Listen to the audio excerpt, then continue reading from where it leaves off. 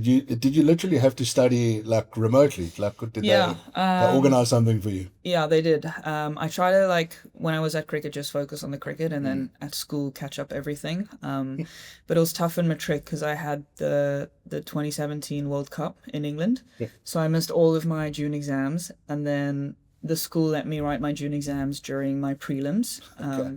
So then like during prelims, I'd have maths paper one, September exam, and then I'd have maths paper one, June exam in the afternoon. Oh my word. So I'd have like double That sounds like exams. my worst nightmare. Oh, Jeepers. it was rough. Yeah. Welcome to The Biggest Man in Cricket with your host, David Brooke. Laura, welcome home. Nice. Is it nice to be in Cape Town? It's so nice. I've loved every second of it. Have you forgotten the padlock for your home in Cape Town? Yeah. No, not yet. It's so nice to be here. I think it did all my favorite things, just being back with all my friends and my family, and yeah, love it. And you don't get bootlegger coffee around the world, eh? So it's I nice don't. it's very nice to be good. back in your favorite spot, eh? Nice little perk. And there's one in my building where I live, Oh, yes. so I can just go downstairs, and it's a Do you bit own it now? dangerous. You're a franchisee? No. No, not yet. Okay. Listen, it's fantastic to have you here. A year ago today we launched our first episode with Ashwell Prince at Bootlegger in Pinelands, and here we are today with the Proteas Women's captain Laura Wolvaardt, and it's really it's been a crazy year, and you continue to break barriers, and you're breaking a new barrier tonight on the biggest man in cricket, the biggest woman in cricket is on the show, our 21st episode, and it's really special to have you here, especially. It's a busy couple of months, so we have spoken back and forth, and we finally got you here.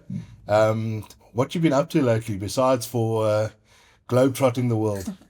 Yeah, happy to be on the show finally. Thanks for having me. I think the last sort of 8-9 months has been pretty crazy. It's been sort of like back-to-back continuous tours.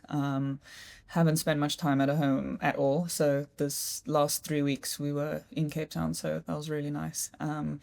Just doing normal people things. Training quite a bit actually, because we obviously got the World Cup coming up. Yeah. So we were training in Bishops, and then gymming, running, and getting all my admin done that I've missed out on the last 9 weeks. So stuff like car services and stuff like that I need to sort out. So did all of that. Talking about car, congratulations on the new Thanks. on the new deal. That's pretty special. That's cool. Very cool. Very happy to be a part of the Merck family. The car I get to drive is amazing.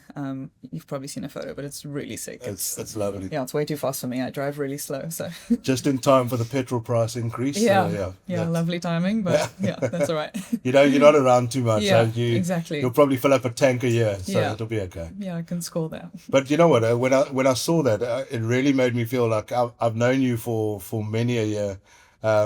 Even before I think you even knew the professional side of the game, where I used to come down to the nets at Newlands and watch the men's team train, and then the women's team would train in the afternoon, and there was this young girl there, big hair, but Yeah. had the most beautiful cover drive that Thanks. I'd ever seen, and everyone was like, "No, this kid is has got the goods." Just tell us about that kind of growing up, and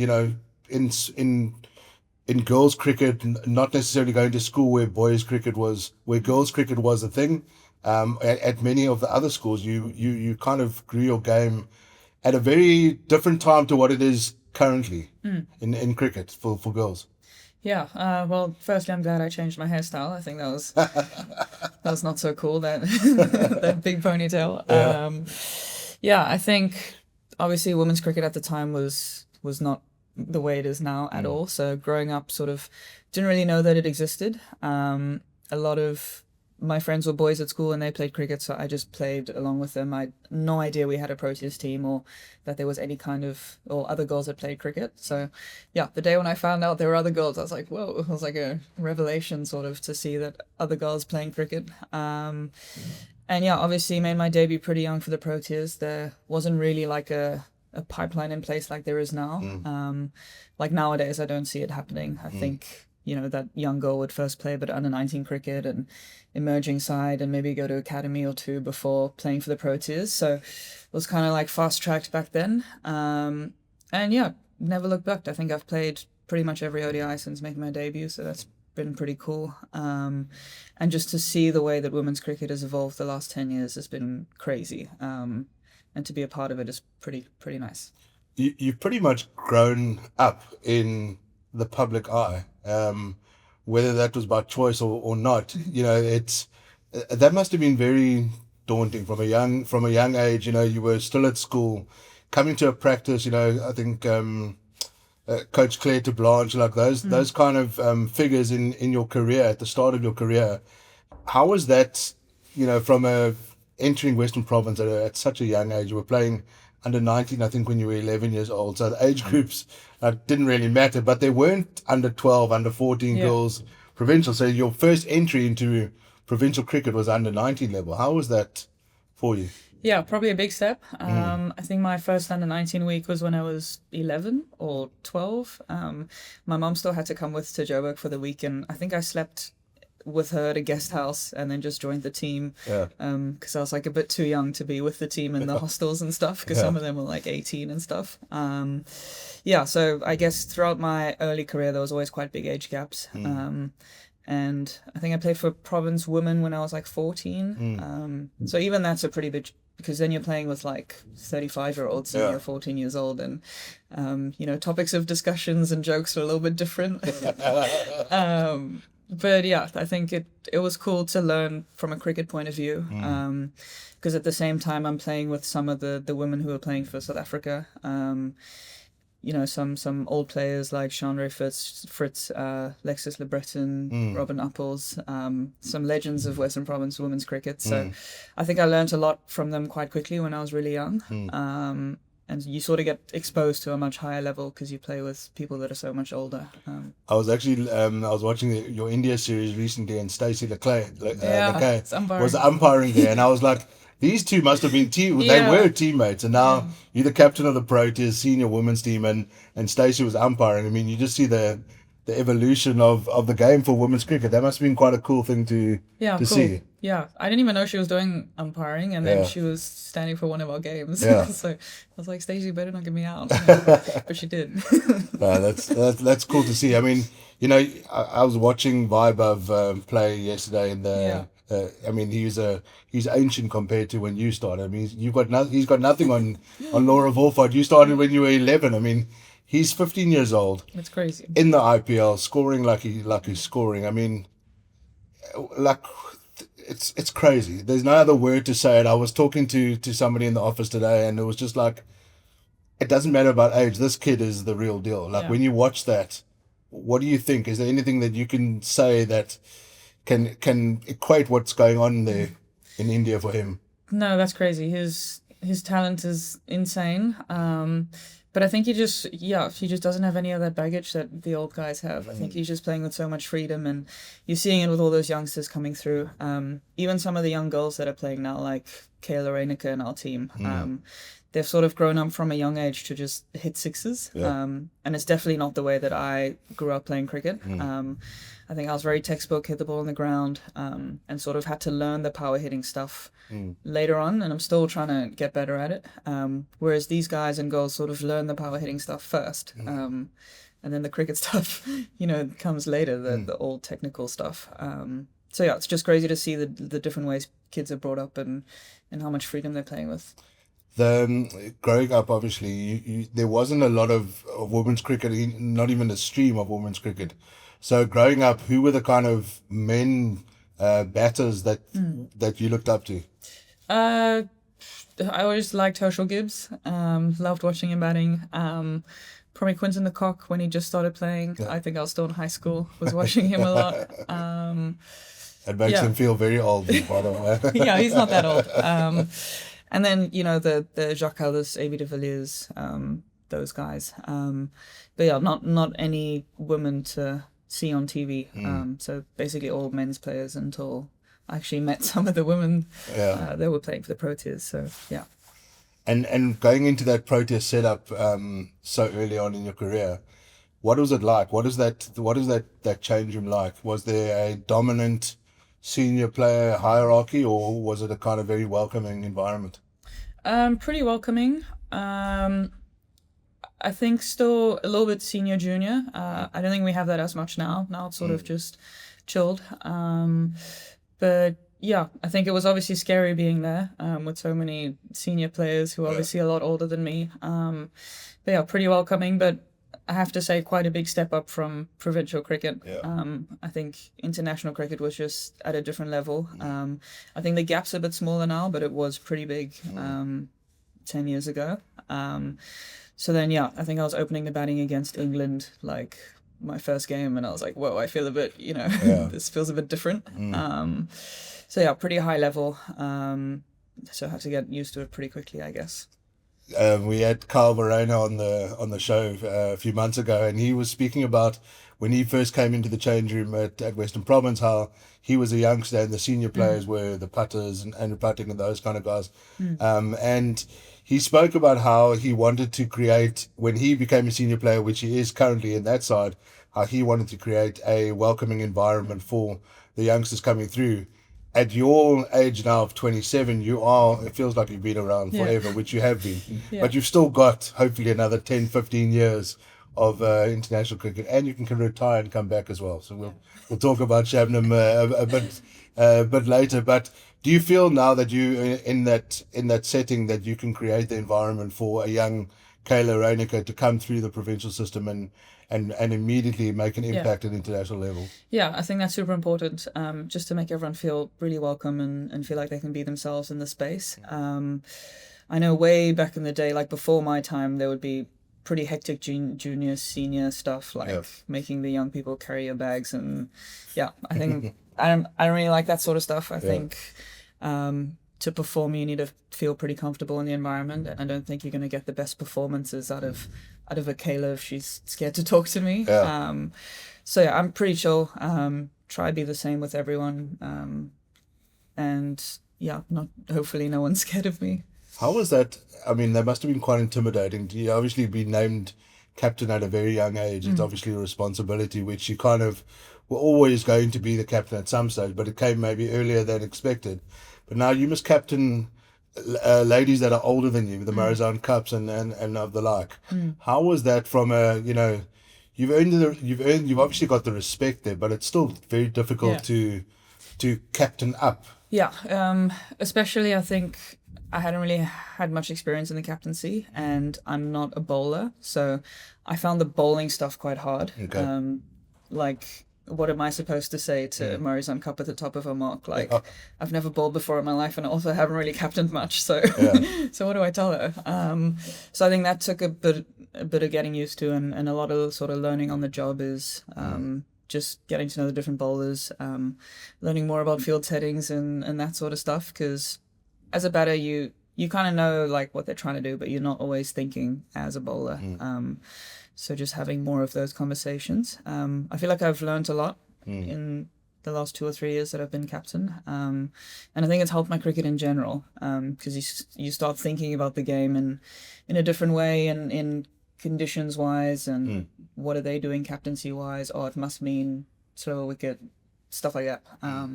Whereas before I just kind of see ball, hit ball. So yeah, definitely a lot more well-rounded cricket-wise now. Was there a time and can you pinpoint it where cricket stopped becoming just fun and it became a profession where you were in the public eye, where you couldn't just enjoy it like a young 11-year-old just playing the game for fun?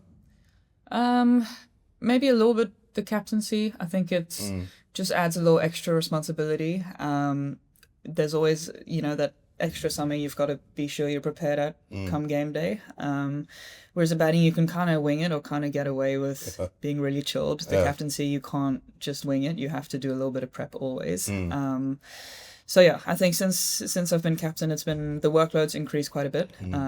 It's still fun, but it's not just for fun anymore. But yeah, I enjoy the challenge. It's really rewarding, I think, when you win a game and there's sort of been a tactical, or it's been a good like defense of the bowling side, and then I feel like I was sort of involved in a way.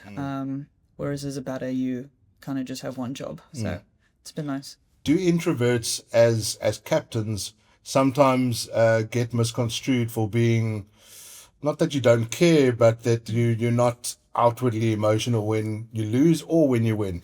Do you find that sometimes it helps you, or does it sometimes play against you to be that introverted character? Yeah, it's probably been the toughest part of the captaincy is I'm not a naturally chatty or outgoing person. But as a captain, you can't just not talk to half of your team. Yeah. So, ideally at the end of the day, I just want to go to my room and be by myself. But can't really do that. So I've had to make sort of a conscious effort to make sure I'm trying to connect with everyone. Maybe it still doesn't look like I am, but I am trying. And just stuff like giving an off-the-cuff speech, I'm really bad at. I can give a good speech if I do a bit of prep, have my notes there, think about what I want to say. Yeah. But just talking off the cuff, not good in front of a group of people. So I think Mandla's been pretty good with that. He obviously talks a lot, so he kind of takes care of that. Yeah. And just trying to lean on senior players a bit has helped, just identifying who's good at the stuff that I'm not good at. You've actually you mentioned Mandla, but when you first started, Hilton Moring was head coach, and you've gone through the Proteas women's team has gone through a few coaches since Hilton's left the role. How difficult was that, where you're still trying to grow your game? It seems though that in the last few years there's been more speciality focus. So you've had batting coaches all of a sudden, where Hilton might not have had that really fully in place. There was consultants, but all of a sudden now you've got Bakia there as batting coach. Then you've got the likes of Andrew Patek as the batting coach currently. How good is that for your game? I mean, geez, the Andrew Patek, Laura Wolvaardt combination is just like, from a cricketer, from a badger point of view, I mean, there isn't a better kind of mentor there. Yeah. The addition of the specialized coaches has been amazing. It's probably only been like 3 seasons maybe that we've had a batting coach, maybe less, which is actually crazy to think. Before, I think Hilton used to pretty much do everything. Yeah. But yeah, Bakes was awesome. I really enjoyed working with him. He's almost like a cricket guru. He knows everything about cricket. So and he's really intense with his stats and his numbers and his game plans, and you can't get away with like slacking. You've got to make sure you do your homework with him. So I feel like I learned a lot from him. And sad to not be working with him anymore, but putters is also nice. Very different though. I feel like putters is way more chill. Yeah. If you play a bad shot, he's like, oh no, that just bounced funny. Like, don't worry about it. So he's super chill. Kind of the opposite to Bakes. Bakes was super intense. But I feel like I can learn from both of them. And it's been nice to sort of see the two ways of going about it. That analytical side of things, obviously, I mean, you're a bright young woman, and you've got degrees, you've got 7 distinctions at school. So and there was talk initially, I think, of going into medicine at some point. I mean, you enjoy the scrutiny, you enjoy the analytical side of the game. Do you think that, in the modern T20 game, your game has evolved, which is fantastic to see. Did it evolve because you were looking at kind of analytical footage, or did it evolve based on kind of, you knew you had the ability, it was just a matter of finding the belief that you could, play at a strike rate of 130 plus? Yeah, a bit of both. I always felt like I could do it, but didn't really always know how to go about it. And at the start of my T20 career, I just tried to sort of whack it and lost all my shapes. So I had to do a lot of work on figuring out more game plan stuff, like how can I construct an innings where I'm scoring at 130, 140 without playing shots that I can't play. And I feel like that's where Bakes and I did a lot of good work the last 2 years. Just fixing little technical things and working more on game plans and manipulating the field and, playing a little lap to move mid-wicket. Not that I did that much, but just small stuff like that and different angles to different bowlers and using my feet more and small things that end up making a big difference in your strike rate instead of just getting stuck at the crease. And do you feel captaincy helped that at all, or do you feel like nowadays you've got more of a depth in that Proteas lineup to say, right, we're batting down to 7 or 8, and all of a sudden Nadine de Klerk's coming in at 7, whereas at the start of your career there was a lot of pressure on you up front to score. There was a feeling from the fans' point of view that if Laura Wolvaardt didn't score, the team would get rolled for 150. Yeah, that's been awesome. I think in this recent India series, I found myself opening in the power play again, and sort of the thought at the back of my mind is, I've got to get a move on in this power play. We've still got Kayla and Nate and Chloe are all still on the bench. Or even if we get to the 10th over mark, I'm like, okay, it's time to move. Like, these people need to come and whack it. So that's been really nice, just to have that freeing mindset in the middle. To know that I can just try to take it on because we have so much depth to come. Years ago, when I was watching, a series against the West Indies coming to South Africa, there was this element of, if we win 1 or 2 of the T20s or the ODIs, it was a great achievement. When India arrived here for the tour now at the end of the season here, for the first time in a long time, for me, there was an expectation of, we'll dominate the series. And even though it was India and they beat us in the World Cup final, etc., there was still this element of South Africa women at home should be dominating any side that comes here. So for us to dominate that series was quite special. Did you find it inside that camp there was something that switched, that there wasn't just like there's an expectation here now for the home team as us the home team to win those series?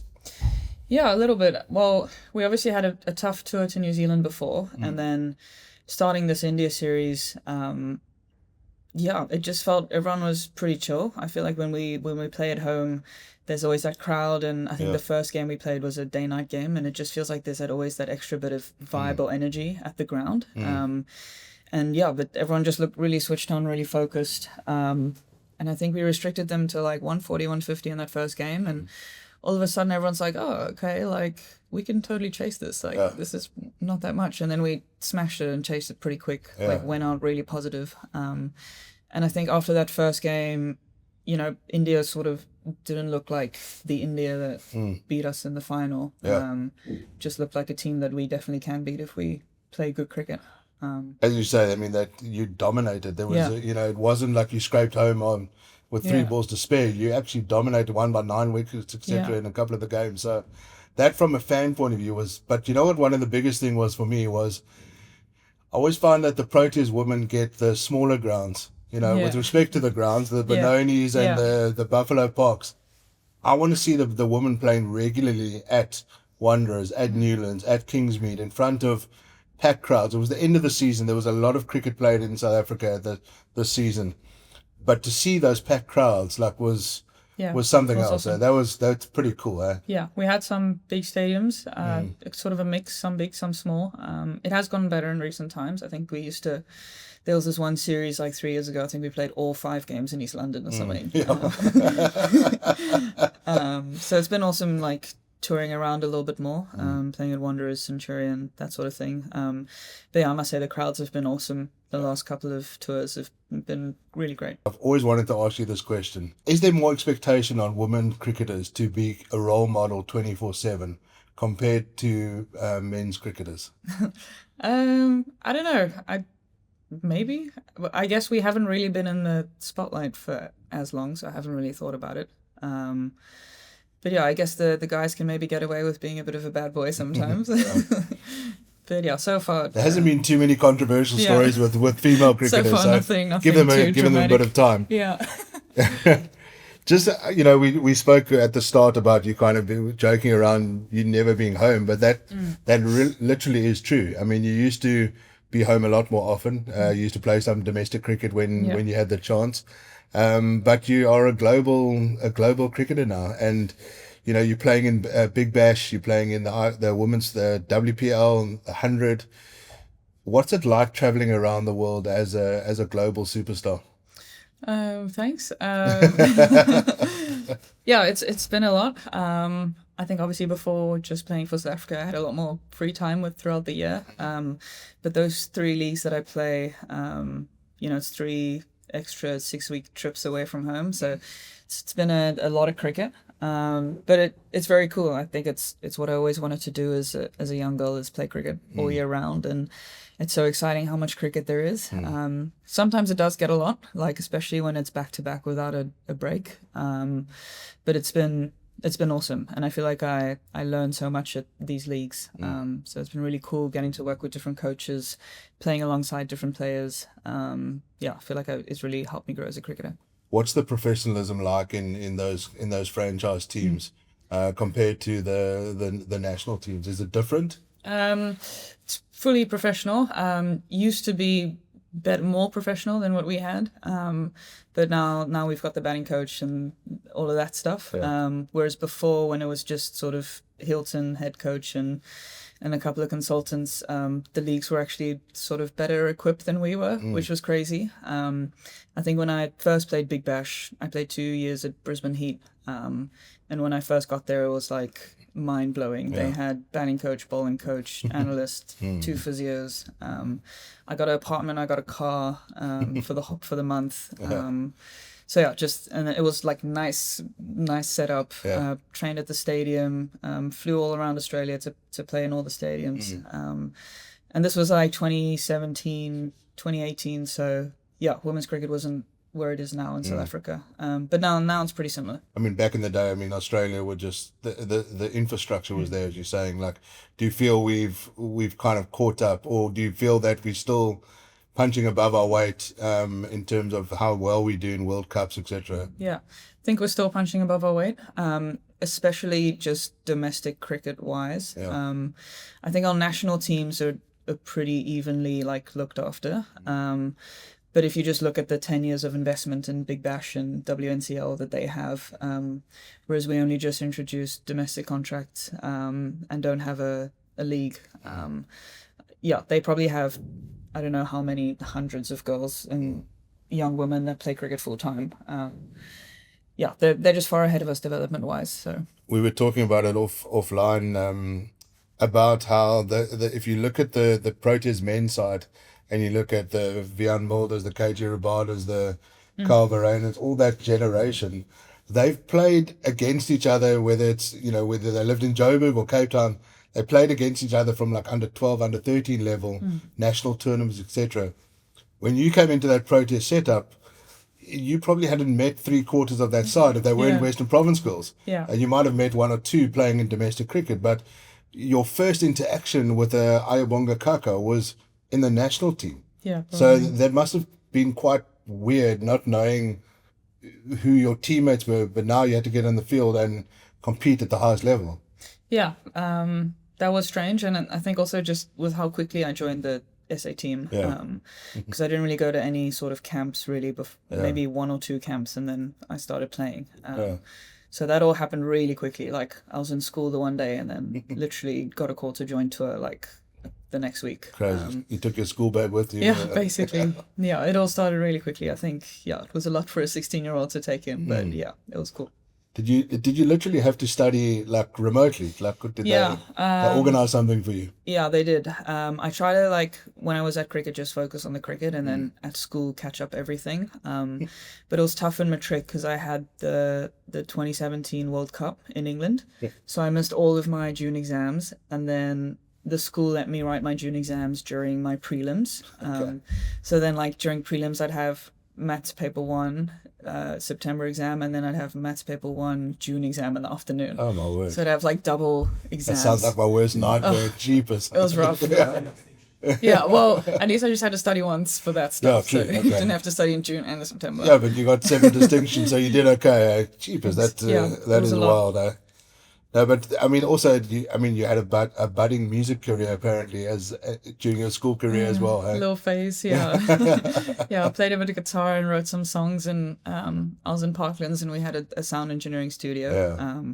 And I was part of that club, and then we recorded one of my songs. You kind of wish that you didn't become such a global superstar, because nobody that would have known video. about that. I All of a know. sudden now it's out there in the... The songs are right, but that video is pretty rough. And everywhere I go, everyone's seen it. Yeah. Or whenever I join a new team, they always play it in a team meeting Yeah. or something on the screen. Yeah. But at least in India, they love their music, so it helps. And I see They're you... always trying to get me to sing there. You built up a nice friendship with Jemima. Yeah. You played at the Northern Superchargers, the 100.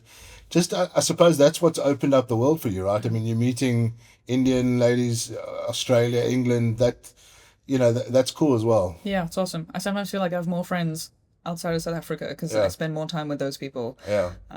than my friends back at home that I never see. Yeah. But yeah, that's been cool. Just having friends in Australia because I've like played Big Bash for the same team for like 6 years for Adelaide Strikers. So you get to know the people pretty well and have the same coach there as well for 6 years. So yeah, it feels really comfortable, like family when you go back. When you're in India and the crowds gather, like we all know, the Indians go crazy for global superstars.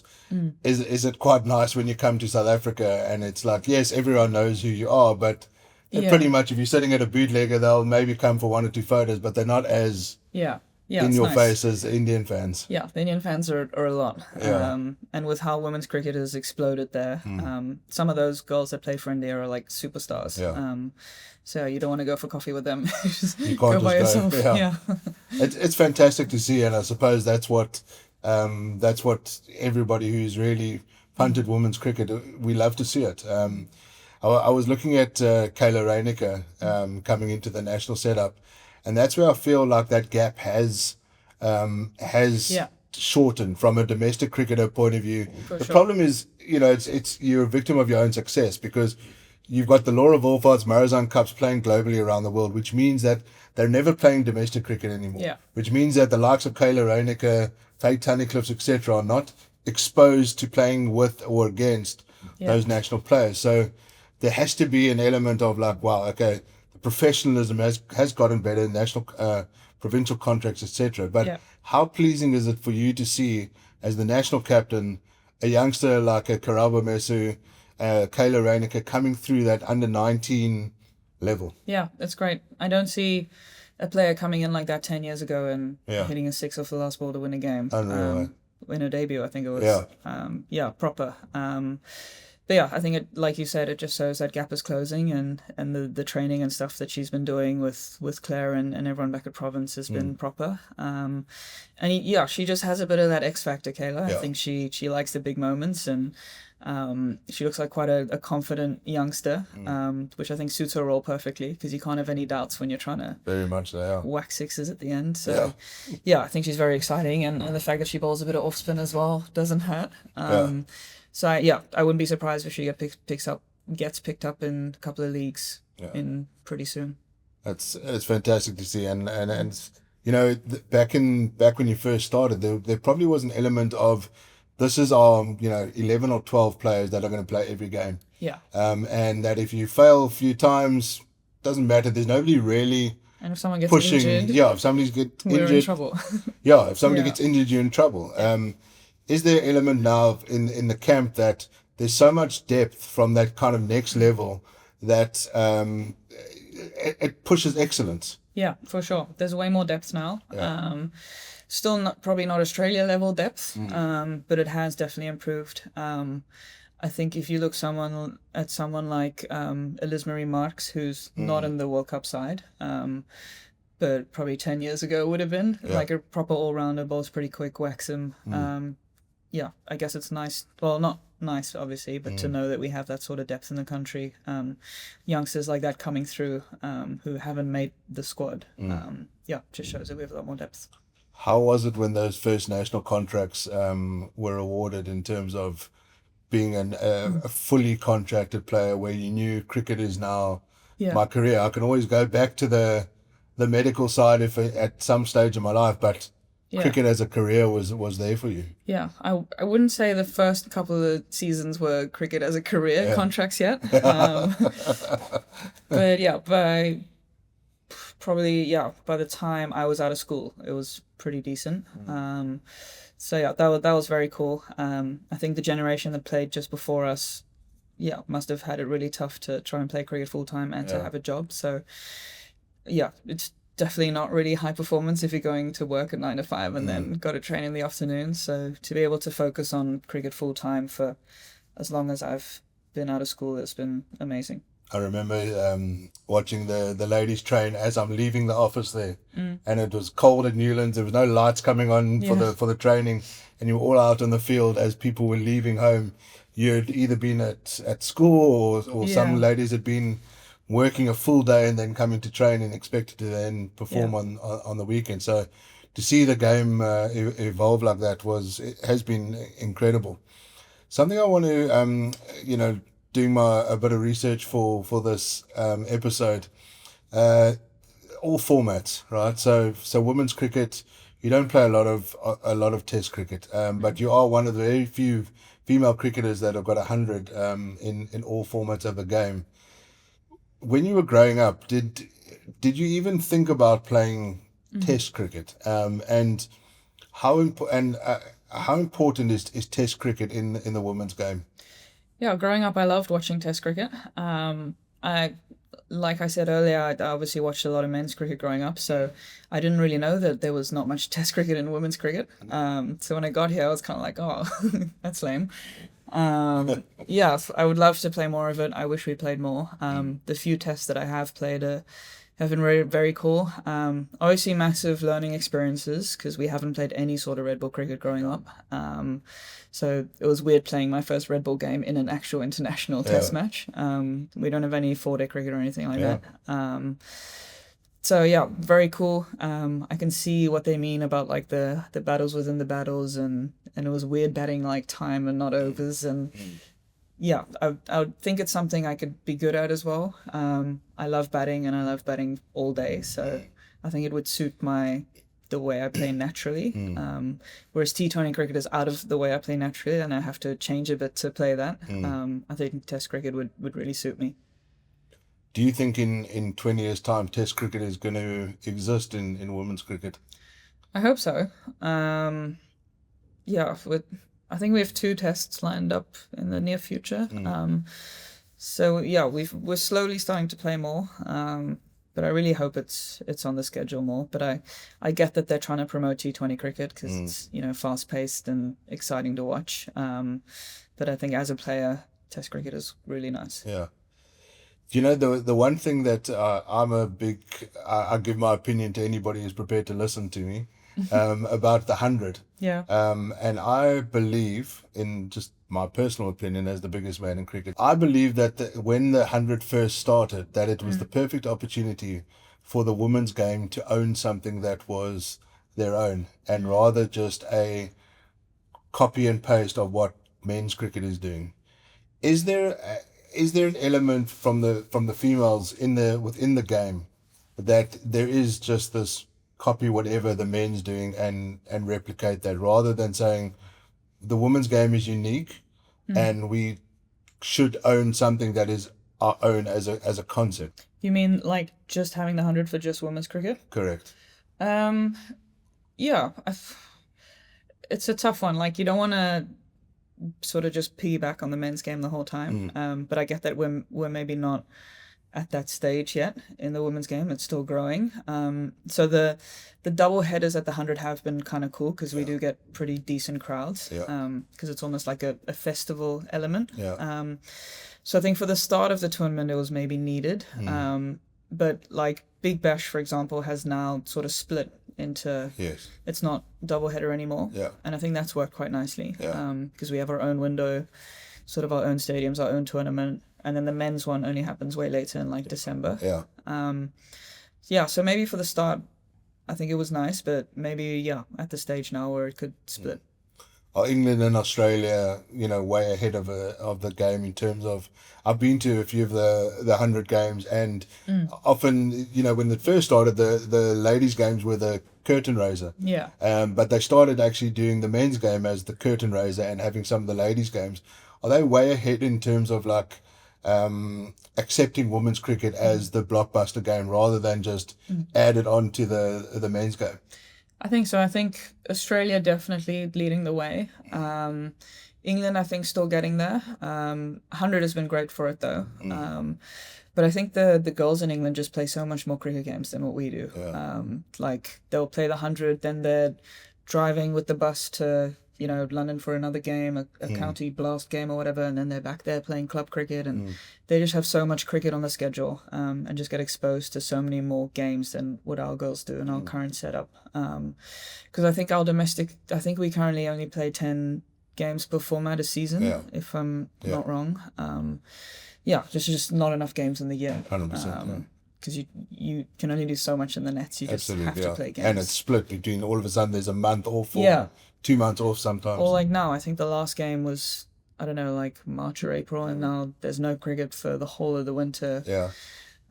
Which obviously it's winter, but I think we just need to play more cricket. I think a tournament or a league would benefit us massively. Talking about tournaments and England, there's a little bit of a big one coming up, T20 World Cup. Finalists in the last T20 World Cup, and obviously finalists in the 50 over as well. How excited are you about this T20 World Cup? Very excited. Starting to feel more real. Yeah. Getting together tomorrow with everyone for a bit of a team building, and then we fly off on next Monday. Yeah, I hadn't really thought about it too much until I saw that squad announcement, and then it sort of felt pretty real. Yeah. But very excited. I think it looks like a really good squad. Yeah, I think if you think about the 11 that might take the field, I think we're going to be a pretty solid group. I really I commend the selectors and coach, and I'm sure you had a say in it as well, for bringing back Shebnam, because it was the one thing that was lacking was raw pace, and you can question that, maybe a youngster coming through, but there was nobody pushing through from a pace point of view, and selectors and the coach and the captain, I'm sure, made the right decision to bring back Shebnam. What is your feeling about that? I mean, you obviously, if the captain was against it, I'm sure the selectors would think twice, but you obviously had a say in it.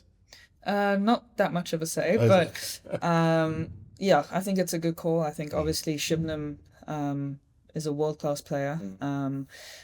She's been playing cricket since she played for us. She's been playing in all the leagues. She got me out in the WPL a couple of months ago, so it's not like she hasn't been playing. She's still bowling quick. She's still probably one of the quickest bowlers in the world. So yeah, if she says she's available, then I don't see why not. Especially in those conditions as well. Yeah. I mean, in English conditions, if you can have Shebnam opening the bowling with Marizan from the other end, that's 8 pretty good overs in a T20 game. Absolutely. So very exciting if you think about it.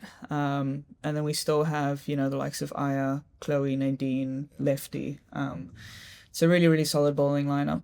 And like you said, it's probably has been the one thing we've lacked since her retirement is that raw pace. Someone that pushes that 120 mark. And probably someone to really take control of that power play. I think we see that when Cuppy's not playing is that power play is actually really hard to bowl in. Yeah. And I think we had it lucky for so many years when Cuppy and Shebnam just did it for us. Yeah. And no one really noticed what a good job that they were doing until they were both not playing. So yeah, as a captain, I'm very excited to have them both back in the squad. Makes my life a lot easier. Sort of 8 overs I can bank. I think it's very good for our chances. And that aggression, I think, is also something that, not that we're not an aggressive side, but we do aggression a little bit differently. It's almost quiet aggression. But Shebnam is in your face aggression, and I think that's a nice little added angle. Maybe that can hopefully take us over that tipping point, and Laura Wolvaardt can be the first captain in South Africa to lift a senior World Cup title. We're coming to the end. We know you've got a busy schedule and stuff, and you've got a nice Merc to drive home tonight. So we don't want to go on too much longer. But there's a few kind of, we asked our fans online on social media to just ask, we're interviewing the legend Laura Wolvaardt, ask a question to us. So got a couple of questions which I want to ask you. So our China on Instagram, thank you for your question. They said you are a legend. How did you manage to be so consistent? Thanks. I don't know. I think it's a bit in my personality. I like my routines. I like doing the same thing over and over. So I think me and Bakes actually spoke about it a lot when he was our batting coach, is that I've sort of figured out a way to put the same innings on repeat over and over in ODI cricket, which I think has made me quite successful in the format. Obviously figuring out how to do it a bit quicker with time. I think my strike rate was pretty bad at the start. But yeah, I think I just stay pretty calm, don't get too frazzled too quickly in the middle, sort of know that I'll catch up. It's easier said than done, but I think it ties into to me as a person, just being able to be chilled and do the same thing for long periods of time. Nice consistency on and off the field. Thanks, Tatiana, for that. Then Mark Haslow of the West Coast Rollers cricket team. Who did you model your technique on? No one really. Just I used to train a lot with this coach Laurie Ward. He has this pitch vision arena in Montague Gardens, and he had the screens at the back. So every time I played a shot, I could turn around and sort of watch the replay. Okay. So I think that visual of seeing my shots after playing them helped a lot technically growing up. So it was just pretty much through guidance, working with him, try to get like the perfect cover drive. Well, I think that's why my cover drive is good, because we did a lot of bowling machine work, pace, outside off. So it's probably just a shot that I trained more than others. You're very humble. It's not good. It's beautiful. It's Thanks. it's a thing of beauty. Thanks. In world cricket. One of the best sights in world cricket. I wanted to ask you as well about your warm-up technique. As you're getting into the zone, often we see you with your bat and a golf ball. Where did that come from, and what does that give you? It was something once I saw a girl do it at under-19 cricket, under-19 week. So I've done it for ages, and I copied her. And then it was more of a superstitious thing in the beginning. Like, I had to do it because I think when I did it the first time, I scored runs. But then as the years have gone by, it sort of evolved into just a little routine that I can do every game, no matter where I am or who I'm playing for. And it happens right before I bat, so it doesn't matter what kind of warm-up we did, or if it's been raining, or just right before I go bat, I just take 2 minutes to hit my golf ball and just watch the golf ball and not think about much, try breathe a few deep breaths, and just sort of, it's just, a little routine I can do every single time, which I like about it. Just sort of makes me calm. And you actually do play golf, so it's one of your own golf balls that you're playing with. Yeah. Where did that come from? I see you often post on socials, you're playing with your brother. How, where did that come from? Do you enjoy, would you go in competitiveness? And the actual golf ball I use, I actually got from Lizelle Lee when she was still playing with us. Oh, wow, okay. When we opened together, she gave me that one. So Nice. I think I've had that green golf ball for like 6 years or something. Very So cool. it's a special one. I can't lose it. Yeah. Don't know what's going to happen when I do. But yeah, really been getting into my golf lately. Probably like the last 6 months, I've been a bit obsessed with it. And my brother's pretty good. He used to be scratch. So he's taught me a lot. But it's a cool hobby to do on tour, because there's always golf courses wherever you are in the world. And I like that it's a full day away from cricket. Like, people know if I'm playing golf, I'm not replying for 5 hours. So yeah, it's been nice just to get away from everything. Couple of pro-am invites on the Sunshine Tour or something like that? I was invited to the Live Golf one, but we were away. Okay. So that would have been cool. That would have been nice, yeah. Yeah, but I think I need to get a bit better first. I'm not good enough to play in front of people yet. Nice, man. Before we get into the declaration question, there's just kind of one question of, Laura Wolvaardt, 20 years from now, you'll be 47, which is still young, but you'll be similar to my age, which makes me feel very old. But anyway, what does that look like for Laura Wolvaardt, and what is the state of global women's cricket look like in 20 years' time in your eyes? Yeah, hopefully I would have retired by then. Hopefully I'm not We might need you grandma still playing. No, I think I'm hoping to have a cool job. I don't know what it's going to be yet. I don't know if it's going to be medicine. The longer I'm playing cricket, I think the less likely it's going to be that I do 6 years in internship in random place. That stuff seems, yeah, when I'm in my 40s. Yeah. So yeah, maybe I'm in med school, but maybe I'm just doing a job that I got through my career connections. And I think women's cricket is massive. I think it's probably like what we're seeing with men's cricket, and it's just keep growing. Like, the growth in the last 5 years has been insane. I think some of the girls went for more in the 100 auction than what a lot of the men's players did. Unreal, yeah. So yeah, I think that's just going to keep growing. It's probably the space that there's so much room for growth within cricket. So it's exciting to see, and yeah, hopefully players like Kayla are dominating. She'll be 39 in 20 years' time, so she Never mind. probably will still be playing. Yeah, maybe. And her contract by then, I think, will be a lot more than she's than at what the right she's getting time. now. Yeah. Fantastic. So we got the declaration questions, quick 5 questions, just fire away. Favorite cricket ground in the world for Laura Wolvaardt? Newlands Cricket Ground. Lovely. A player from another country you speak to the most? Probably Talia McGrath. Know her really well through Adelaide Strikers. Nice. One batter from history you'd love to bat with? Meg Lanning. She's not that much in history, but Yeah. I've just never played with her You before. never played with her in any of No, the... I would okay. love to bat with her. Most underrated women's cricketer in the world right now? Underrated. Maybe someone like Amy Jones from England. Not that she's underrated, but I think her keeping is insane, and she probably doesn't get enough Nice, I like that. recognition.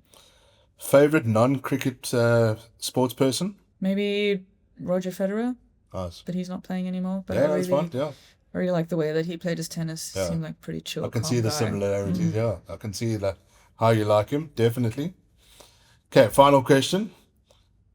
Hole in one at Augusta National, or becoming the highest run scorer in the history of women's cricket? Probably have to say the cricket one. Yeah. Just because. But a hole in one at Augusta That would be quite awesome. nice as well. Eh? But I think I've put a lot more hours in my cricket, so that would probably be better in the long run, like satisfying. But yeah, that hole in one would be really special. Yeah. Laura Wolvaardt, thank you so much for being here. I know that you're an ambassador for Bootlegger as well. So because Bootlegger kept the shop open for us, even though it's closed for normal patrons. Suppose this is what it's like to be a superstar. We place it open specifically for you, but it's been brilliant having you here. Thanks. Wishing you and the coach Mandla and the whole 24 management team and players all the best for the World Cup. Thank you. This is our 21st episode. We're hopefully going to go over 100,000 subscribers, as I said before. A global superstar, and we are proud of you, and you'll be representing us on the world stage, and hopefully come back and we'll have you again on the show with a World Cup trophy maybe here. That'll be one awesome. day. That'll be Thanks cool. so much. Thanks very for having much me. for Thank being you. here. Thanks.